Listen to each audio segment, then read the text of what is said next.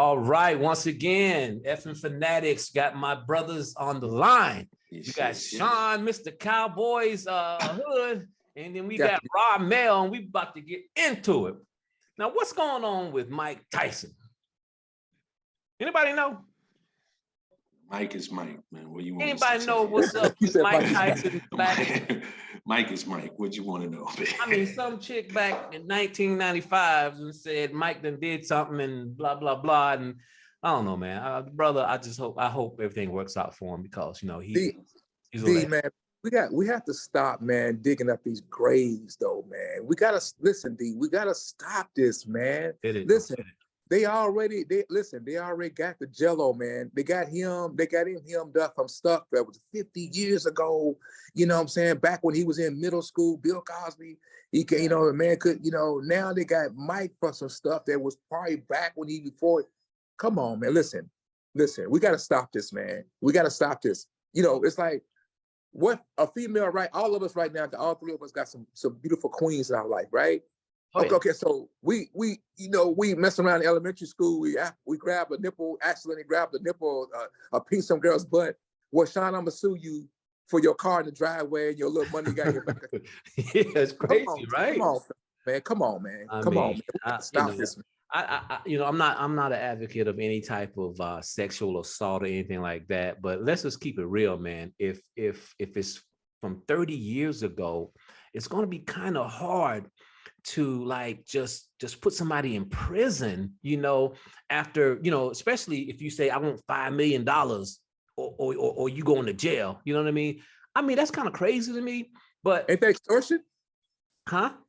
Ain't that called extortion in most states? I mean, to me, it is. It's like, it's crazy. I mean, Ramel, what do you say about that, man? Hey, I don't know where to go on this, but I'm going to take a different angle on this. And I want y'all to walk with me as I land this plane.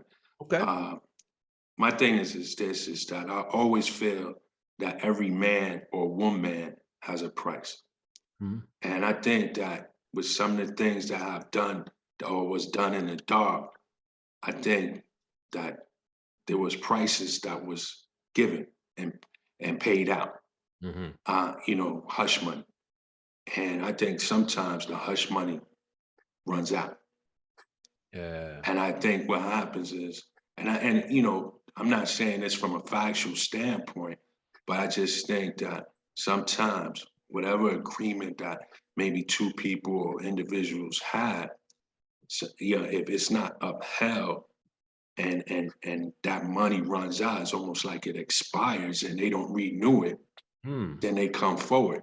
You know what I mean? And the thing is this, I'm not going to say they're not right for coming forward because not me either. If some harm was done, or some damage was done one way or another, then the individual should be accountable and responsible for it. But I know that if I had an agreement with said person A, I better hold it. I better hold on to that agreement and fulfill it until I take that dirt nap. You know what I mean? And because if not, it can come back on. And I'm not saying, again, for the viewers out there, I'm not saying this is what's happening. Yeah. But just in my opinion, I just think that whatever agreement two parties had, apparently somebody's not holding up to their bargain. Right. And that's why these people are coming forward. Now, does it mean that every one of them have a legitimate case? Probably not. It could be some individuals that's, she getting money? Maybe I can get money. You know what I mean? That's possible. You know what I mean? And that's real. We got to keep it real. That's facts. But I'll say this though, something happened, and for it not to happen, for this to happen, let's put it that way. But I'll tell any of you brothers now, if there's a promotion in line, man, check your closet. Make sure there's no skeletons in there, man, because they coming out. Absolutely. They coming out. But you know what, man? At the end of the day, I was listening to church on Sunday, and I'm gonna go in a different area, and he came up with this antonym, check. You know what I mean? And for the most part, it just came out to check yourself, man. And that's the thing, man. sometimes we take things for granted, especially when you're young. You Right. know, I know when I was in my 20s, man, you know, I thought I was God's gift to women. I thought I can bounce back from anything. And for the most part, you can. Yeah. But, you know, you don't know until you're in your 50s that what you do in your 20s will resurface some form of way in your 50s. Yeah. And speaking of 50s, that's a nice little segue to Roy Jones Jr. because he needs to stay home where 50-year-old men belong. I concur.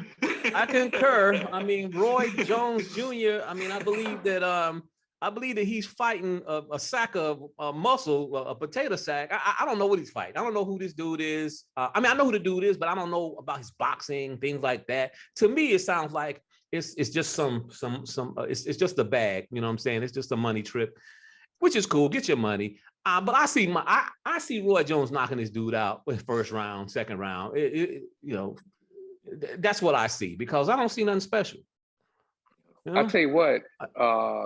Let me start where I'm supposed to start at because this is what my father's telling me. First of all, I want to say, man, hey, listen, I'm just glad to be on the show with my brother D and brother Rob, man, and happy birthday again, Rob, to your daughter, man. Real talk, man. All love to you, brothers, man. Now back to Roy versus Hercules. Listen, you gotta understand when the guy came out. First of all, I didn't know. You know, listen, I'm on YouTube a lot. I don't even need Spectrum cable. I'm on YouTube a lot, so I'm on. Next thing you know, I'm scanning through, and they talk about Roy Jones. I thought he was just talking about maybe an upcoming event. I didn't know what's going on. I was getting for a show. Next thing you know, this dude walks from the back. I don't know if y'all know the comedian Michael. What's this guy? Michael Blackston. He always clowning with some big muscle bound guy. They do all kind of skits. They do comical skits. I thought it was a skit. So the dude came back walking from the. No, wait a minute, D. Rob. He came walking from the back. You know, he came walking from the back like Hercules, like whoa. Well, I said, okay, so he got some good old comedy going on now. I like some good comedy. You know what I'm saying? I'm at my home. I want to be entertained. Yeah. So next thing you know, here come Roy coming out. I said, so this is like an official a little. I didn't know what it was. I didn't know what. You're right. I saw that. I didn't know what it was. I said, so this is actually legit. Listen, D-Rob, listen. I was a big. Y'all brothers know me for a long time now. It's a pleasure to know you brothers. You know what I'm saying? Y'all know my pecking order. I got Ali. I'm gonna die Ali the greatest. But I was wobbling the fence with with Floyd and Sugar Ray Leonard. I had to stop wobbling and man up and say, hey, I got Floyd, my number 2 all-time favorite fighter. Then I got got Ray Leonard. I'm saying that to say this. Roy is like my top. Sure, I think Roy's like a top 7 or 8 I've ever seen in my life. Roy had amazing talent and skills, but Roy gotta understand, them days is gone, bro. It's like poof. It's like a cloud of dust. It's gone. Roy, he was a heavyweight champion, light heavyweight champion, middleweight champion, Hall of Famer, pound for pound king. Guess what? Now he's a Burger King. Right now, it's done, bro. Sit back and like Ross said, you said, hey, bro, you're in your mid-50s now. I'll be 58 in March. Roy will be, I think I got about 3 years on Roy or something, maybe 2 or 3 years on Roy. So that means Roy, if I'm 58 in March, Roy got to be about going on 56 years old. He's 54. Okay, 54, knocking on 55. So here's what I'm saying. 55 is like a speed limit. He's going too fast. Yeah. This dude right here now, D, you talking about can his power translate to boxing and boxing power? D, if he socks Roy solid in the jaw, Roy is not made out of steel, which he thinks he is. One thing about it, Hercules, he got one thing. Me and you and Rob, we probably could agree on. It's some power in that. It's some power in that frame somewhere. It's some power there. It's somewhere some power. D, hear me out. I understand you talk about a GOAT, one of the GOATs of boxing. D, them days, listen, the last couple fights that Roy had now, we talk about he got concussed. Roy is punch drunk. He was bouncing off the canvas like this. Come on, man. Listen, the guy might not have no boxing skills at all, But how much skill you think Roy still has left in the tank? I think Roy still got he still got his faculties and he still got his skills, man. Roy still got. Bro, he fought Mike Tyson. He fought Mike Tyson in the exhibition. The great Mike Tyson with all the power, Let me tell you something. But listen now. But you said Mike Tyson, right? Okay. No, I'm not putting Hercules in the same class as Mike Tyson. But my point I'm making is, in any given time in that exhibition with Roy Jones, he could have knocked Roy out. Roy's jaw, D, when you get knocked out, what's the old school saying, Rob? D, when you get knocked out once or twice, especially like Rod just got you saying, cold out, look, pillar style. Mm-hmm. When you get knocked out like that, D, he got 3 times. I think it started with Tarver. Wrong or right? Right. It started with Tarver, then it went to Glenn Jones, then he went overseas a couple times. Am I right? Yeah. He got about 4 times he got put to sleep. Yeah. Now God has blessed him. He don't talk like a James Toney. He don't talk like a Riddick Bowe. He don't talk like a Cassius Clay behind my idol, rest in peace. Roy still talks articulate like we do. He has his faculties. He has all his faculties still in place. But let me tell you something. Y'all guys know, man, we blessed to be getting older in life. This little Hercules dude, how old you think he is? About 30? Probably, in his 20s or 30s. Around 30. Listen, guys, I'm gonna tell you right now. Boxing skills, boxing brains, boxing knowledge. Come on, man. Roy's a legend. But what I'm trying to say is Roy can't do what Roy used to do when he was 25 years old. I'm gonna agree with Sean on this one, Dubé. You need to sit this one out. I know they're probably paying him a few dollars to, step in that ring. But when I look at Roy Jones, when he was fighting, he was one of my favorites because he was winning in fashion. And now that I look back on his career, outside of James Toney and maybe Trinidad, he really didn't fight nobody. He was fighting EMS workers, man. I don't have him as a top 10 all time. I don't even have him on the all-time list anywhere to say, he's top 20 or top 25. I don't put him on that list. Oh, you don't put Roy Jones on that list? No, I don't put him on. His record might give him a reason to be on that list. But when I look at the fighters that he fought outside of James Toney and Felix Trinidad, he really ain't fought nobody. B-Hop was old, but anybody that was somebody, he really lost. He didn't beat B-Hop. He didn't beat B-Hop when he was a grandpa. He beat B-Hop, when he was in his prime. The first time. The first time. He beat Felix Trinidad when he was in his prime. I don't have Roy Jones top 25 at all. Yeah, I gotta put Roy. He's not even close to my top 25. He was a favorite fighter of mine. I used to, watch him. He talked a lot of crap, played basketball one day, came to the fight the next. But then the guy he fought was going back to work as an EMS worker. So, and that's actual facts. Yeah. You know what I mean? Yeah. So he was serving the public though, Rob. He was doing a good deed though. Okay. But on this one here, Roy Jones really needs it. Here's the thing, man. He has a place in boxing. He has a name. He's respectable. He had a very good career. His record indicates that as well. He has nothing to gain from taking this fight, but 6 figures maybe? I can't see it being $1 million pay-per-view. And to be honest, he didn't look good against Mike Tyson in that little, you know what I mean? And to Sean's point, man, this guy, he may not be a boxer, you know what I mean? But, all it takes is one punch. And Jones is really, to me, I know he went up to heavyweight, but Jones is really not no heavyweight boxer, no light heavyweight boxer. He's probably middleweight at best, man. Super middle. Maybe, yeah. And and that's why he couldn't take those punches as he was moving up. You know what I mean? So in this case here, if I'm Roy Jones, man, sit this one. Yeah. When I look at Roy Jones' career, this is what I see. I see that he was a beast coming up in the ranks. I mean, I know that you guys say he fought a lot, these cab drives, whatever, but who else would have stepped up? Who else would you have matched him with? Did he duck people? I mean, he fought James Toney. James Toney was a dog. You know what I'm saying? At that time, they both were young. Yeah. James Toney was probably the man. at that time, Yes. and he beat him. And Right. he beat him Convincingly. and convincingly, and that's where he made his name. And he went on and he fought a few people. Matter of fact, my man that I used to play Little League baseball with in Florida, man, what's his name? The Spanish dude. Ruiz? Yeah, and his sister boxed too. They're from Queensbridge, and I grew up 3 blocks away. We was on the same St. Rita's Little League baseball team. Man, when I watched that fight and he floored him, but little did I know they were sparring partners, you know. And then he went on and became he became a trainer himself. You know what I mean? And his sister Melissa, she did work for a little bit and with the women, but yeah, I'm not knocking Roy Jones, man. I don't think he's top 25, but I don't think he should take this fight. Yeah. Hey, D, let me. I want to add just real quick before we move on to the next topic.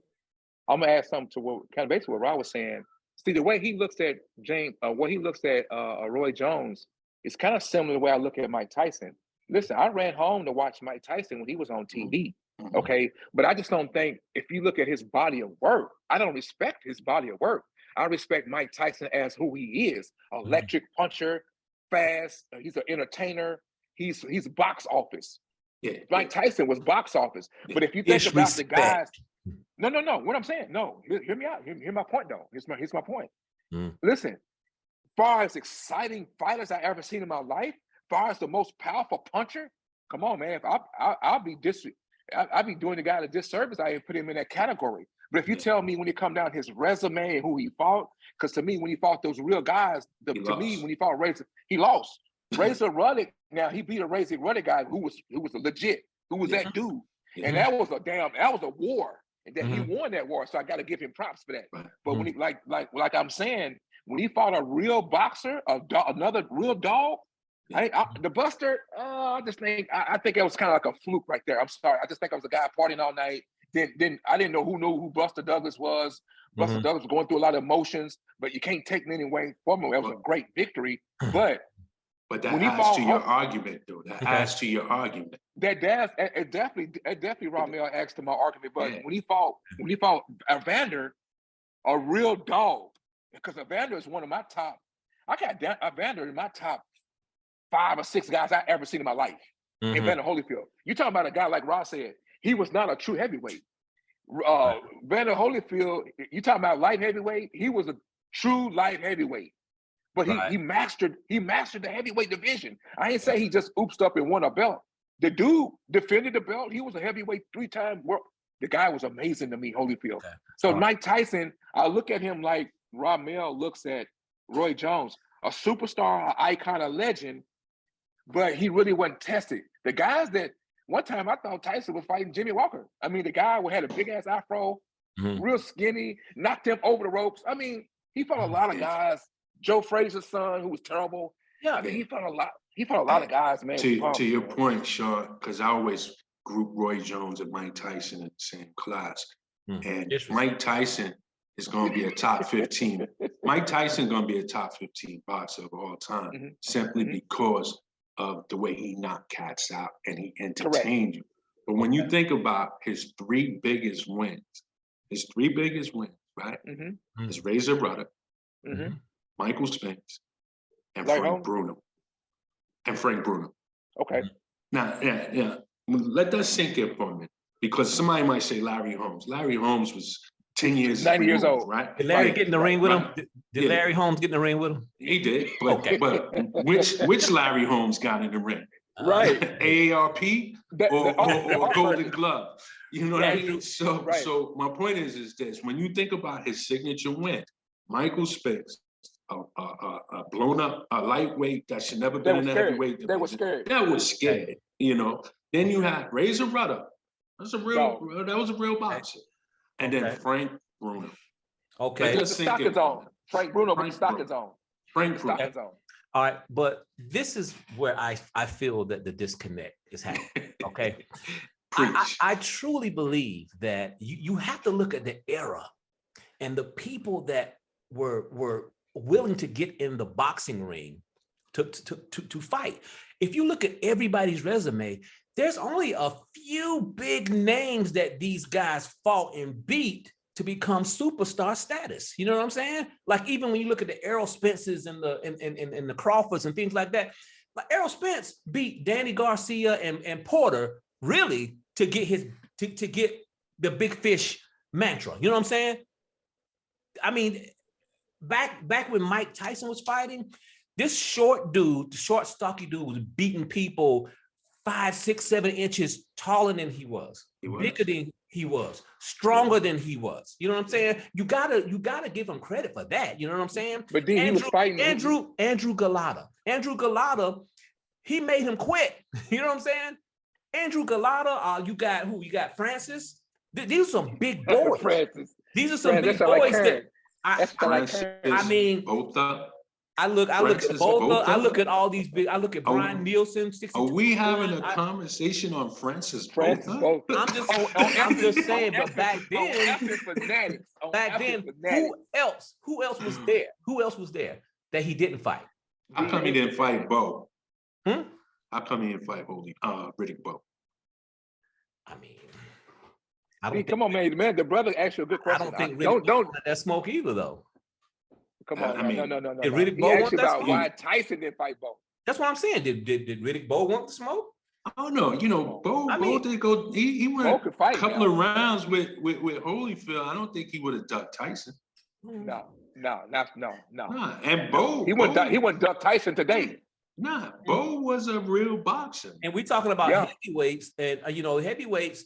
A lot of times, man, we didn't really give a damn whether a heavyweight lost a fight. We wanted to see him fight again because we just wanted to see him fight. That's true. Giants were. But yeah, I'm not going to take nothing away from Tyson because Tyson did something that we never seen before, man. He just he was the first boxer to make you have your whole 12-round goodie tray in front of you before the fight sat down. Yeah. You did not want to go to the refrigerator for anything. Mm-hmm. You made sure you urine before the fight started. Right. If you needed something for round 7, you had it right in front of you. It was no getting up. He did that to boxing, and I commend him on. I give him another thing that he did. He didn't toy with nobody. Right. You know, right. Even the greatest, Ali, punished you. Mm-hmm. He could have finished you, but he punished you and ridiculed you. Not Mike Tyson. Right. Mike Tyson ended you like he had somewhere else to go. Right. You know, so he really and he did, Rob. He did. He wanted to go to the club. Yeah, he really wowed you. The only other boxer prior to Mike Tyson that may have wowed me when watching him was Sugar Ray Leonard, because Sugar Ray Leonard was throwing 84 punch combination. Yeah. And he was throwing 84 punch combinations before a person could throw a punch back at him. But Mike Tyson, he just had some, like you said, he was short, he was stocky, he was little than everybody. But then he was coming in the ring fighting cats he was 19, they was 38. He was 21, they was 40. You know, and I'm talking about not just the Trevor Burbics, but what was the guy? It was 3 Pinklin Thomas. Did he duck anyone? Did he duck anyone? He didn't fight Riddick Bowe. Did he duck? We still don't know why he didn't fight Riddick Bowe. Okay, well that's to be determined. And then also I'm gonna say this too, D, at the same time. You know, when it comes down to Tyson, man, I know Rob pointed out 3 his biggest victories, and I respect. But the biggest victory that I enjoyed the most when he almost knocked Holmes back to Pennsylvania. Because listen, you know, y'all know me. I'm from Louisville, Kentucky. Guess who was in the ring right before the bell rang for Larry Holmes and Mike Tyson? Guess who was the guest speaker? His name was Cassius Ali Muhammad Ali. Yeah. Ali was in the ring before the bell rang with Mike Tyson and Larry Holmes. Oh yeah, I remember that. Check it. Wait a minute. Check it, D. This is F and Fanatics. D, you got 2 great guests. So he got 2 great. Listen, Ali went and whispered. He greeted. Check it out, fam. Go look at the tape. He greeted Holmes, shook his hand, Then he immediately turned around, proceeded to walk to Mike Tyson and whispered in his ear. Yeah. Kick his ass. Kick his ass, right. After the fight, Mike Tyson told me, Ali told him to get it for me. He said, I got you. Because guess who? Just like everybody, all the champions that me and you guys grew up idolizing and looking up to, they loved Ali. Yeah. Just like Mike Tyson said, that's the reason why I'm boxing. Roy Jones said the same thing. Sugar Ray Leonard said the same thing. Yeah. Tyson said he was determined. He wanted to kill. And listen to me, fellas. This ain't my words. I'm quoting. He said he wanted to kill Larry Holmes because of what Holmes did to Ali in that fight. Yeah. He wanted to kill. He wanted to kill Holmes. There's footage out there that that is absolutely correct. I remember. I saw it. You're right. You're right. So, but yeah, and Larry Holmes had no business being in the ring, and then he was talking crap about how he gonna show this young boy he ain't this and that. Man. Now, Mike Tyson has something that you can't defend, and that's just that power, and you can't defend. I don't think Mike was the greatest boxer as far as skill or whatever, because I never thought he really had any defense. As long as he was hitting you, he didn't have to worry about defense. But the few times that he got hit, no, hold on. Bruno hurt Mike, but he got scared to hit him back. And the thing about it, I've seen Mike several times when he got hit, he dropped his hands because he didn't have no defense to respond. You see, Mike was just on the attack. That's why he lost fights or fights was close as they went into the later rounds. Because his only mission was to end the fight early, like Sean said. He was trying to get to the club, man. And not only that, I watched that Hulu special that he had on, like an 8-week series or whatever. And it showed Gus trained him to just destroy people. He didn't train him to last 12 rounds. He trained him to destroy people. And that's why, Mike didn't look good in the later rounds. And that's one of the reasons why Buster beat him as well, because not that he fought the fight of his life, and Mike may or may not have been prepared.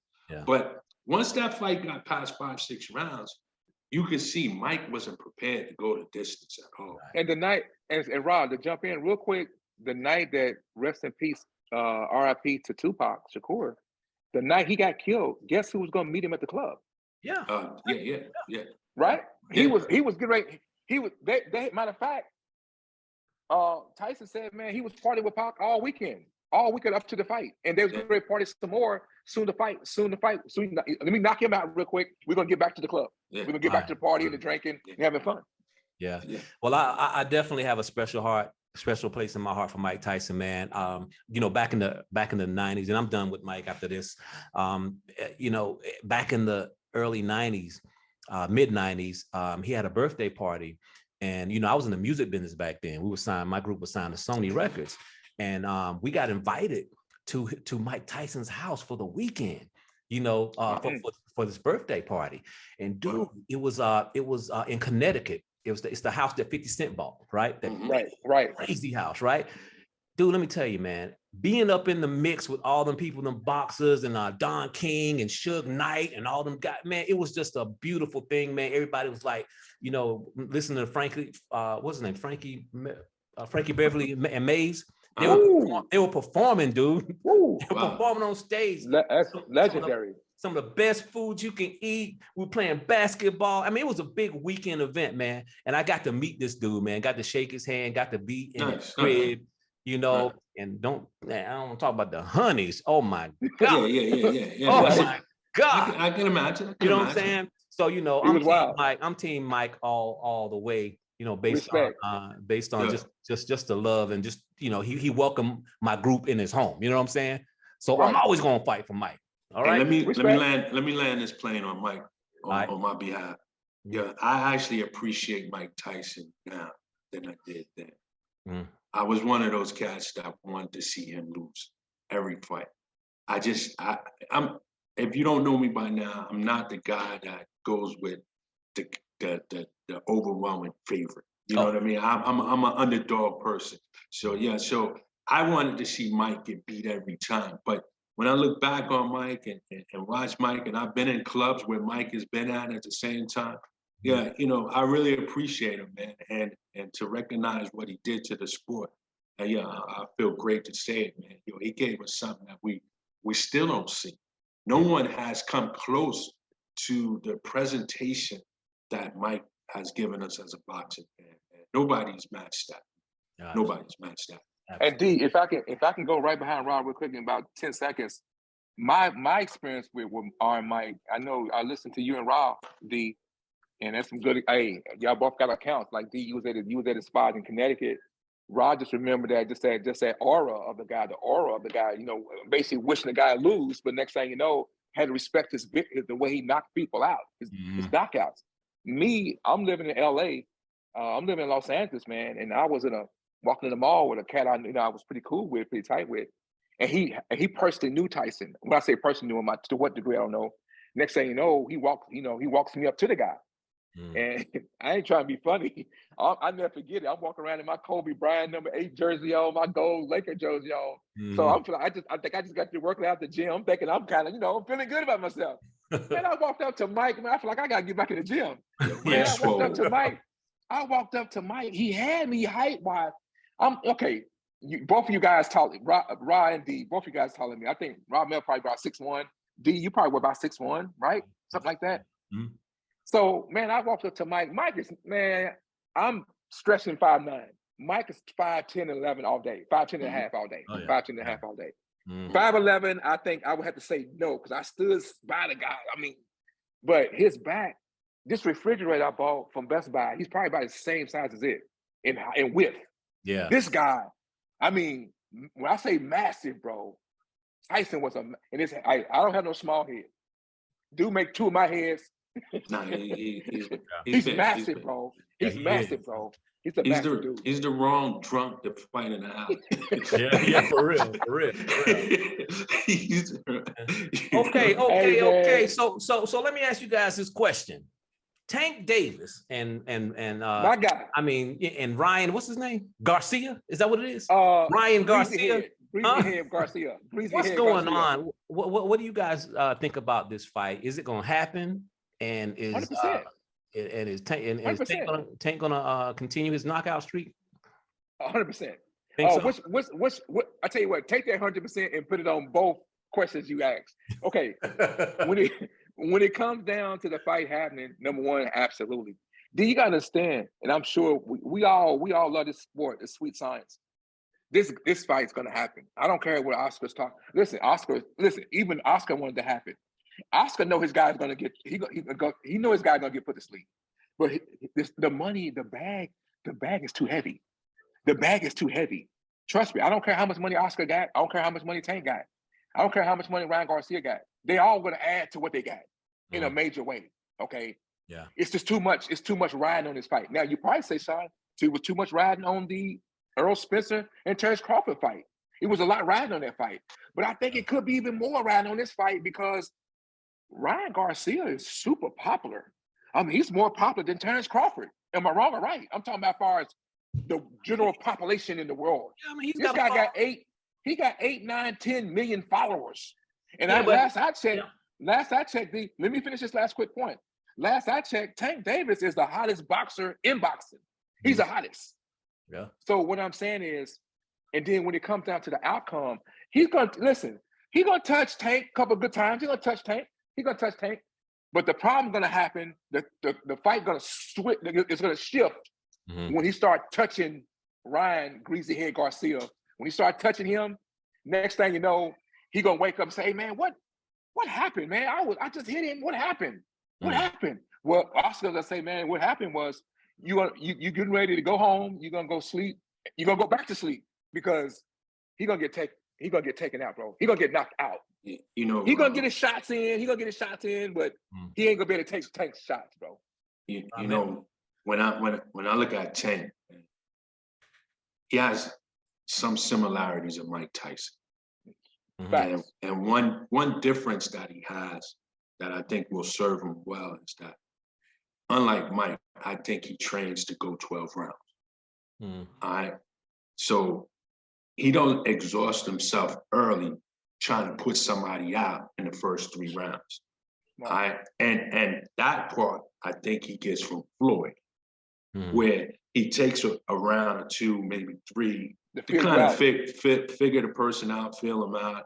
And sometimes he makes the fight closer by doing that because for the most part, he's sacrificing those first 3 rounds. And a lot of times he's in fights where after the first 3 rounds, it's usually 2-1 and not always in his favor because he's a slow starter. But with that said, Ryan Garcia is gonna get his wig pushed back. I just don't see him. I don't see him winning this fight at all. Now, I think he'll make it interesting, but the question is, man, you don't know how hard somebody hits until you get hit. And Ryan Garcia, man, he gonna try to be a little Hector Camacho out there. Look pretty and trying to do it, and he think he's gonna stand toe to toe with. Oh, he gonna look beautiful coming out of the dressing room. I don't think he's gonna stand toe to toe. I don't think he's gonna stand toe to toe. No, he's gonna get macho. He's gonna get macho. He's gonna pot shot Tank all night if he lasts. I think he can win. I think he can win if he lasts because just like you said, Tank does start slow. Okay, Tank does get touched. It doesn't matter. I mean, all boxers get touched. But what I'm saying is, you can rack up points on Tank, and if you're slick enough and fast enough to stay away from his power or to diminish his power, dude, you can coast your way to a victory with the judges. You know what I'm saying? Because Ryan Garcia is likable. And Tank Davis is not. You know what I'm saying? He's not really likable I wouldn't say that. No. We love Tank. We love Tank. We love Tank. We love Tank. But what I'm saying is, stop. You're doing too much, brother. Let me tell you this: Tank Davis is lovable to us, but when it comes to like, hey Rod, can you mute D on your end? No. So Dubé, are you saying that in any fight that Tank has, never mind what we watch or witness throughout the 12 rounds, but are you saying that if it goes to the scorecards, his likability could be a factor at that point? Because I don't see him being non-likable, but are you saying that there could be bias at the scorecards? Well, they like Tank, the boxer, what he does, but they don't like Tank, the person. You know what I'm saying? They got a bias against, especially old media, and especially a lot of these fans. I mean, they got a bias against Tank for his activities outside of the ring, whether you believe he's right or wrong. You know what I'm saying? So, in my opinion, Ryan Garcia is going to bring that giant fan base of Mexicans. You know what I'm saying? He's going to bring that to the table. You know what I mean? And I think that's going to sway the judges if Ryan Garcia makes it look ugly. You know what I'm saying? And the way he can make it look ugly is to use that speed, be that Hector Camacho, you know what I'm saying? And run around the ring, whatever he got to do. You know what I mean? D, listen, you know what I like about you, D? You remind me, you ever heard of a guy called Jesse Jackson? He had a coalition called the Rainbow Coalition, where he kept hope alive. He just always kept hope alive. No matter what the outcome of the situation, he kept the hope alive. Here go your problem. What's my problem? Rob brought up a name called Hector. I like that. Thanks, Rob. He brought up a guy named Hector. The last guy he fought was named Hector Garcia, who's still seeing stars today. He's still seeing stars. Well, time out. He's a big guy. Hector Garcia's a big 130-pound guy. Listen, how many times have you seen a fighter? I mean, a good fighter. I ain't talking about no bum. You say he's big 130 fighter? Yes, he is. Well, everybody's bigger than Tank. Everybody's bigger than Tank. He wasn't that much bigger than Tank. My grandson in Mississippi about as tall as Tank. Here's what I'm saying. He's 3. So look, check this out. When it comes down to Hector Garcia, he's a quality fighter, D. Real talk. He's a quality fighter. Wow, he's a quality fighter. Yes. The guy was doing, listen, he was doing his thing. He was nice. I said, man, this guy, I'm watching the fight. I said, this dude can actually fight. Not bad. But like you, D, and Ross said, by design, Tank starts slow.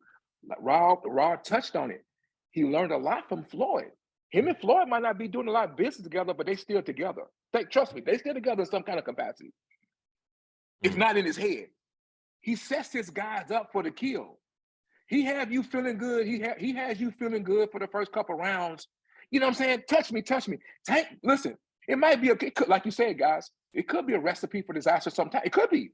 I want to feel your touch. I want him to get touched a little bit. Oh, okay, that's what you got. That's what you're bringing to the table. Mm-hmm. Now I'm gonna get that manual transmission. I'm gonna shift my gear down a little bit. Now I'm gonna see the touching that you was giving me. I'm gonna see, can you take my touches? Because Hector Garcia, like he said, it was a week after the fight. He said, man, I'm still getting up, man. You know, get up. You know, feel like I'm outside. I'm in an auditorium, a galleria. I'm still seeing stars. Mm-hmm. Hank hit. Listen, we talked about Mike, and again, Rob made a comparison. He's 138 pound, 136 pound. He's 136 pound Mike Tyson Jr. Mm-hmm. He's a Mike Tyson Jr. Listen, the only guy right now that I see with my 2 eyes, 4 eyes, I got glasses on, I got 4 eyes. The only guy I can see, to me, might be kind of mix it up with Tank a little bit to a point until he get touched. Don't say Shakur Stevens. Shakur Stevens is different, man. He's different. Disrespect. Shakur's different, man. Garcia's just a stepping stone. Listen, Garcia's a stepping stone. Mm. What did Earl Spence say about the Hall of Fame Danny Garcia? That's my tune-up fight. I ain't never heard that. I ain't never heard a champion talked about another champion calling him a tune-up fight. He was everybody's tune-up fight. And then kick his ass. Nobody kicked Danny's ass like that. But Keith one-time Thurman made him a tune-up fight. After he beat him, think about it. After he beat him, then everything went down. He didn't beat Danny Garcia like Earl did. He beat Danny Garcia, though. Not like Earl did. Earl did. He beat him. No, bro. That's a different beating, bro. It's a different beating. Well, in terms of Tank and Ryan, all I got to say is this, man. Ryan is 5 inches taller, right? I think he's got a little reach on him, you know? Yeah, he's tall. He's almost 6 feet tall. Ryan's punching, I think his KO is 82%, right? And Tank's is like 90-something percent, 95, 96%, if I'm correct. I think that Ryan has the body, okay? He has the speed, he has the height, he has the recipe to beat Tank. He has the recipe. Now, in terms of chin, who knows? Who knows? We know that he got knocked down, but we also know that he got up and beat the wheels off that boy. Yeah, but he got knocked down by who? Who get knocked down by? Bro, he got knocked down by a professional the guy who makes suit. The guy who makes suit. Campbell suit guy. And Tank got a chin. Tank got a chin too, man. Thank you. We don't really know about Tank's chin because Tank hasn't really been tested like that. Who tested Tank like that, man? Man, Rolly cracked him. Yeah. Rolly got power, D. Yeah, Rolly got power, D. Hector cracked him too until he got hit in the head and he said he couldn't see. Yeah. Burroughs can hit. After the bell. Burroughs can hit. What's your name? Burroughs? Yo, Hector said he got hit in the head. He said he hit me in the head and I couldn't see. Yeah, for real.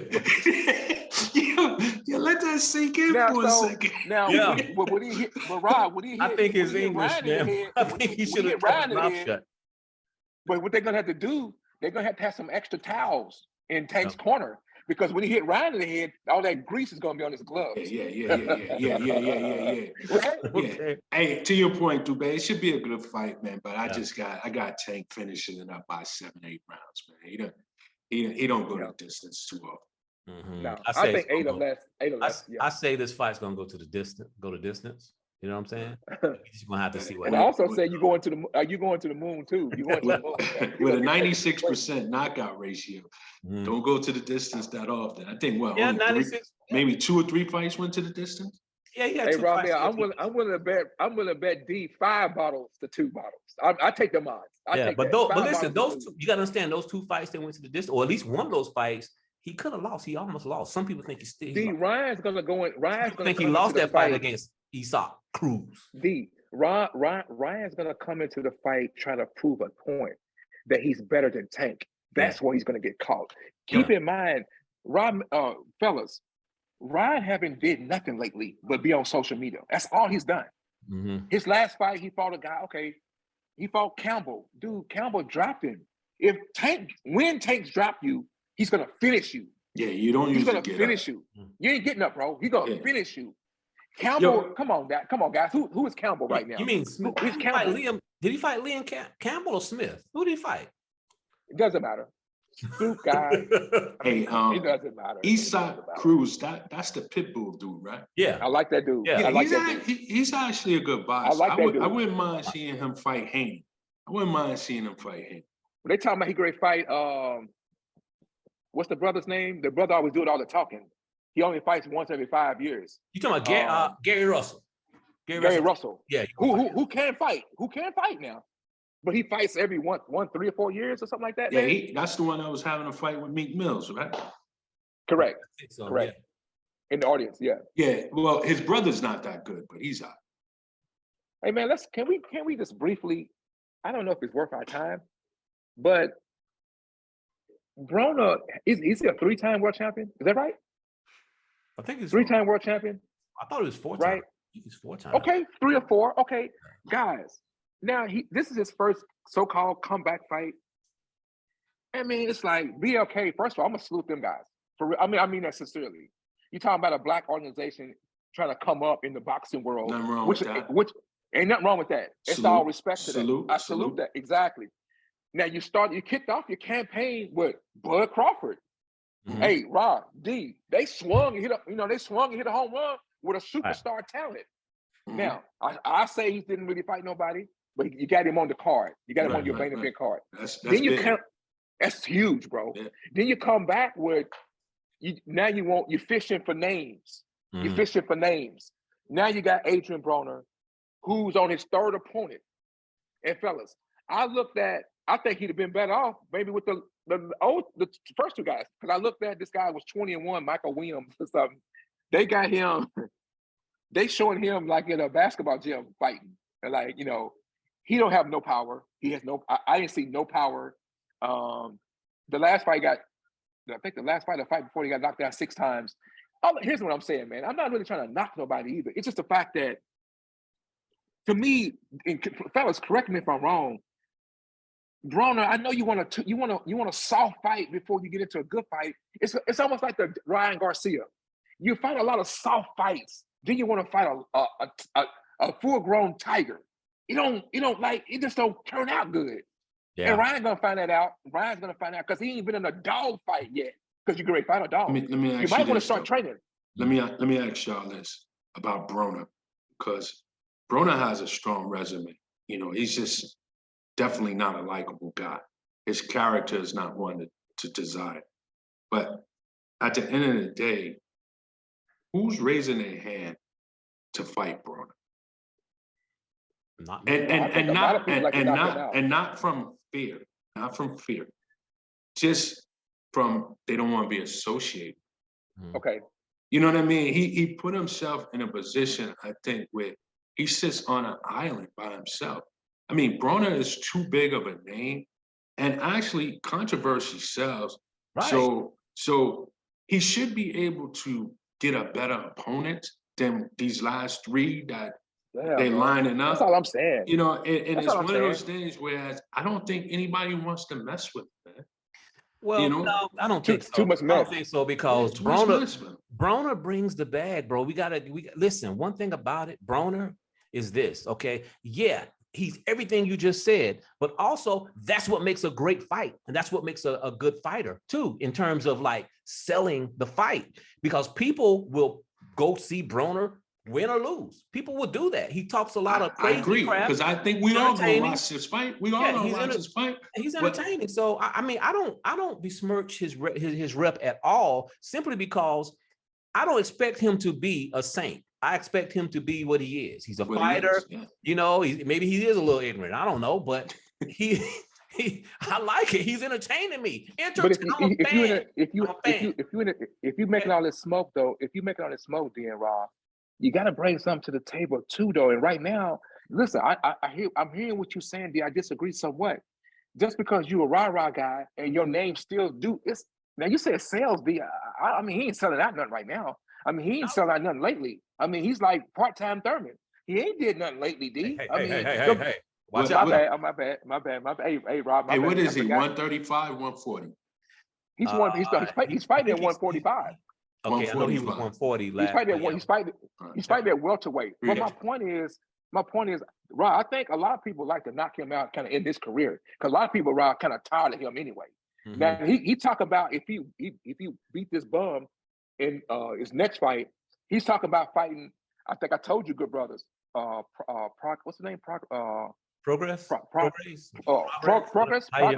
Yeah. That's gonna be you. You don't have to worry about bro no more after that.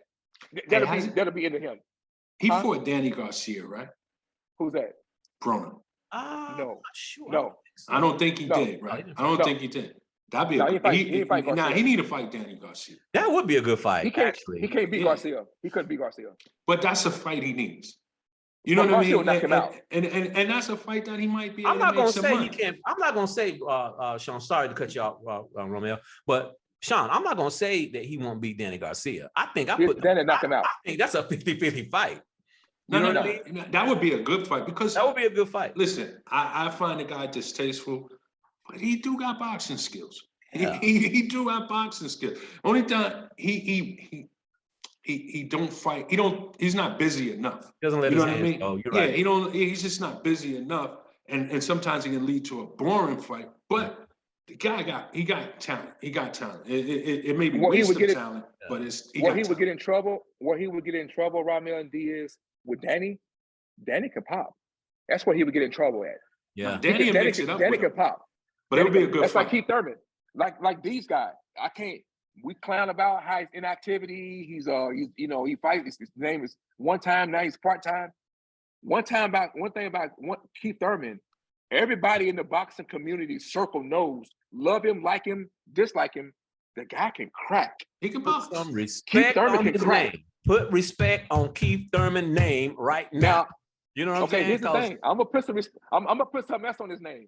I'm gonna put a guy called Earl Spence on his name, and he's gonna run him out of the game. Okay, let me tell you this. I want my bottle because I say that Keith Thurman's gonna beat Earl Spence, and you're gonna see Keith Thurman versus Terrence Crawford next year. He's gonna punish Thurman. He's gonna punish Thurman. No, Thurman's gonna come back with a vengeance. Guess what Thurman don't like? To get hit in the body. Man, y'all talking about this body. Wait a minute, let me finish. Guess who's he's probably recognized as the best body snatcher. Him and Canelo, they go to the body exclusively.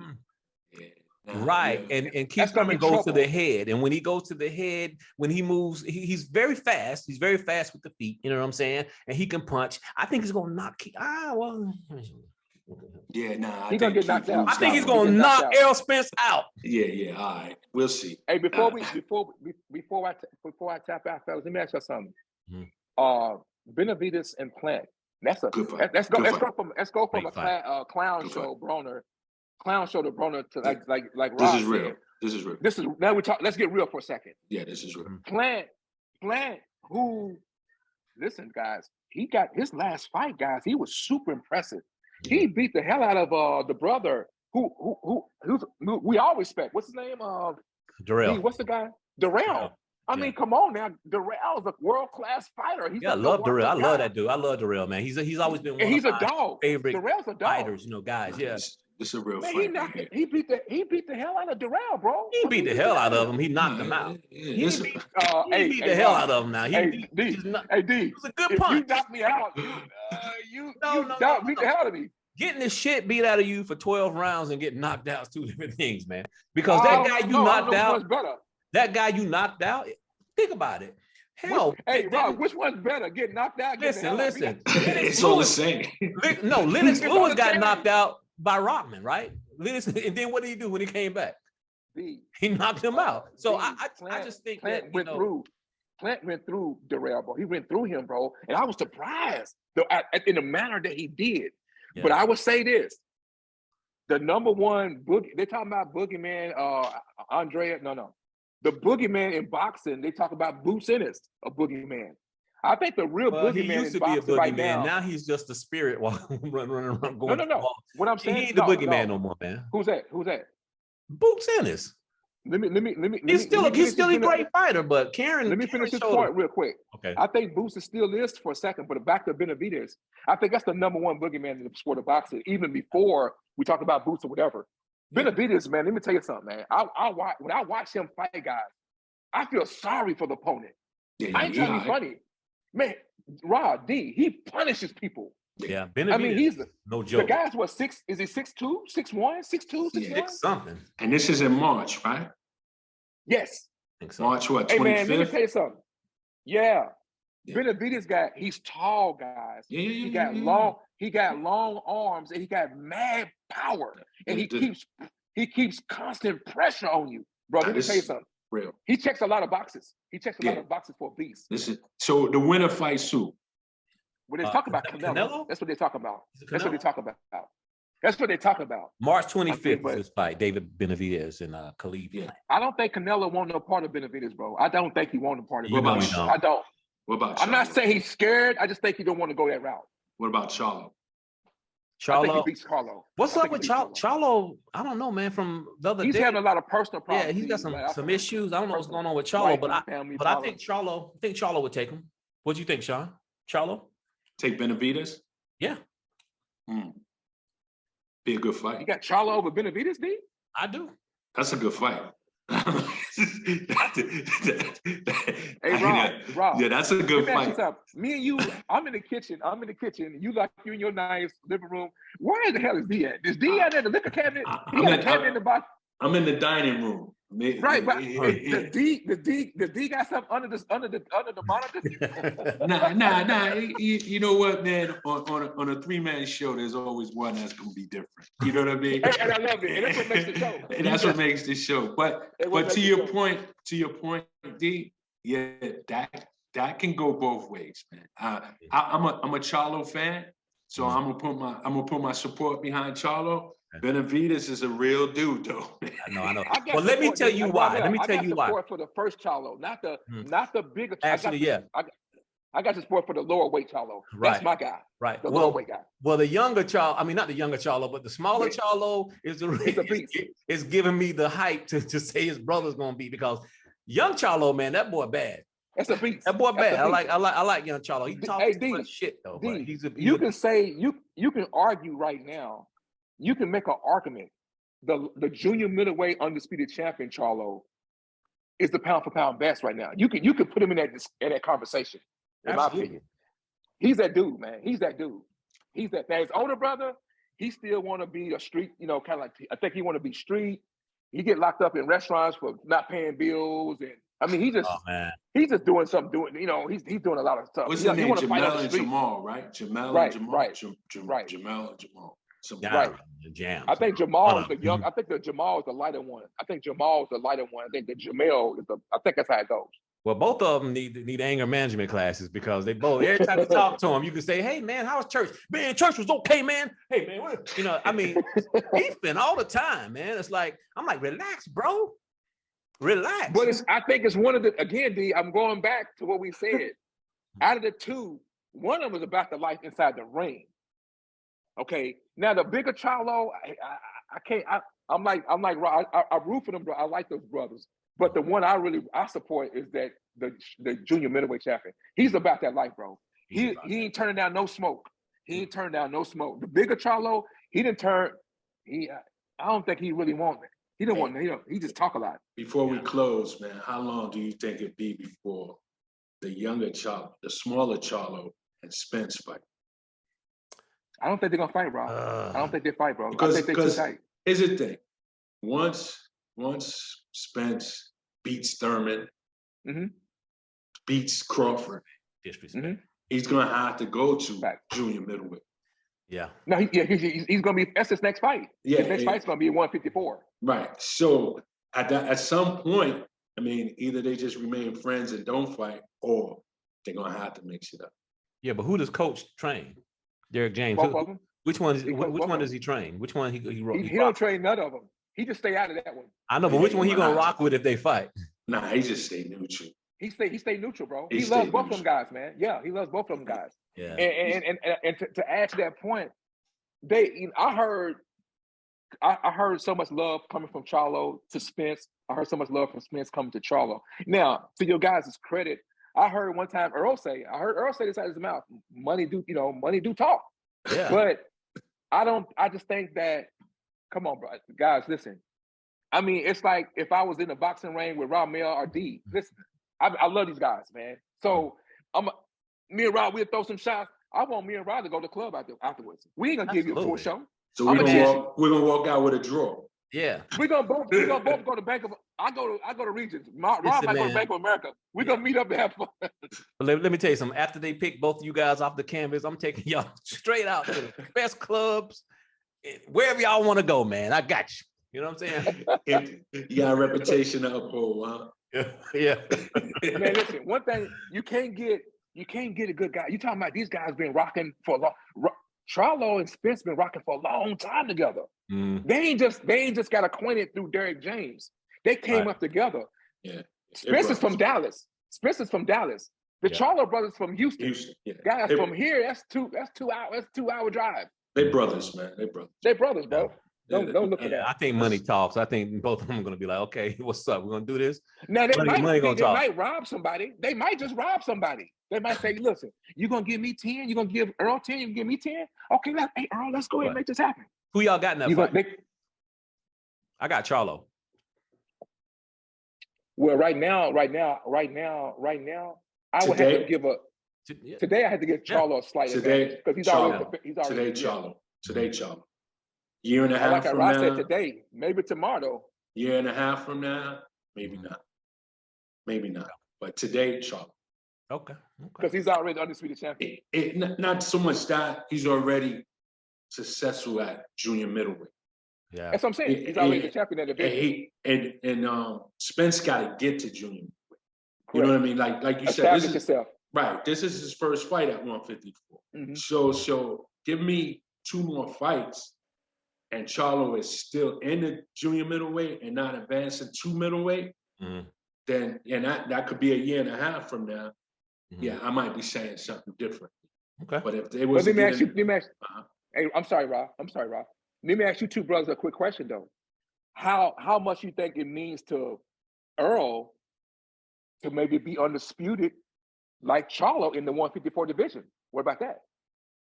What do you think that means to him to get those belts? Man, well, just like the conversations we've had on text, man, you know, I think the belts are dead now, man. People just going for the money. So I don't think they may not even care about being undisputed. You know what I mean? And not only that, there's so many belts out there, man. Every time you turn on a fight, even on a ESPN card, there's some other belt out there that you never even heard of, man. I'm like, what is this, man? I think I even heard something. I feel like I'm a champion. Yeah, I'm a champion. I think I saw some say IBC one day. I'm like, IBC? What is that? What is IBC? I heard that. Yeah, I'm like, yo, where's these belts coming from, man? You know. But Ramel, if you watch that clown conference between Hercules and Roy Jones, they came out with some aluminum foil silver belt for that fight. Y'all didn't see that? No, they're gonna get the Cracker Jack belt going.